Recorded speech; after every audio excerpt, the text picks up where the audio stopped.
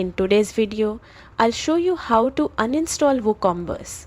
This is useful if you're simplifying your site, switching platforms, or troubleshooting issues. First, log into your WordPress dashboard.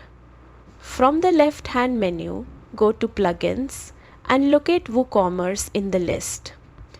Click Deactivate first.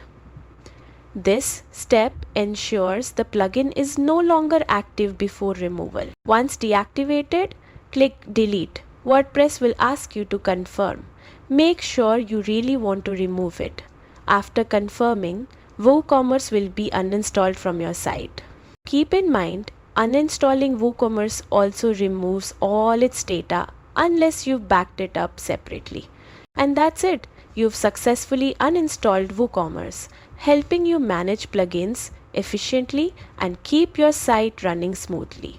Thanks for watching, and don't forget to like and subscribe for more WordPress tips.